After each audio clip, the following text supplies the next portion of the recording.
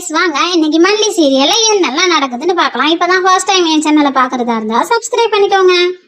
மல்லிக்கு புதுசா ஒரு நம்பர்ல இருந்து கால் வருது. அவங்க எடுக்கிறதுக்குள்ள அது கட் ஆயிடுது. திருப்பி அவங்களுக்கு அந்த போன் நம்பருக்கு போன் பண்ணி பாக்குறாங்க. அதே சுவிட்ச் ஆஃப்னு வருது. உடனே தீபன் சார் கிட்ட போய் மல்லி மேடம் புலம்பி தள்ளுறாங்க. தீபன் சார் கேக்குறாரு, என்ன மல்லி இப்படி பண்ணிட்டீங்க? அது ஒரு வேளை வெண்பா போன் பண்ணதா கூட இருக்கலாம் அப்படின்னு சொல்றாங்க. அதை கேட்கவும் மல்லிக்கு ரொம்பவே கஷ்டமாயிடுது. தீபன் சார் இப்ப என்ன பண்றதுன்னே தெரியலையே அப்படின்னு சொல்லி மல்லி ஒரு பக்கம் ரொம்ப புலம்பி அழுதுட்டு இருக்காங்க. ராஜேஸ்வரி மேடமும் பார்த்துக்கிட்டு அமைதியாவே நிக்கிறாங்க. அவங்களும் எதுவும் சொல்ல மாட்டேங்கிறாங்க. நாகவும் பக்கத்துல நின்று மல்லிக்கு ஆறுதல் சொல்லிக்கிட்டு இருக்காங்க. இன்னொரு பக்கம் வெண்பாவை கடத்தின இடத்துல இருந்து வெண்பா தப்பிச்சு வெளியில ஒடியாடுறாங்க. வேகமா வந்துட்டு இருக்கும்போது ஒரு இடத்துல மூச்சு வாங்க நிக்கிறாங்க. அங்கிருந்து ஒரு லேடி வர்றாங்க. அவங்க மேல போய் வெண்பா குட்டி மோதிடுறாங்க.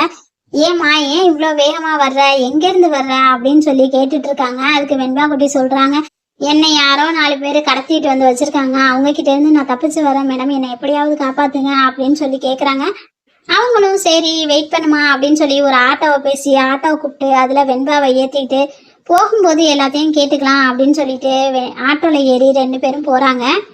ஆட்டோல ஏறும்போது போலீஸ்காரவங்க தேடி அலையிறாங்க. அவங்க ஆட்டோல ஏறுறத பாத்துடுறாங்க.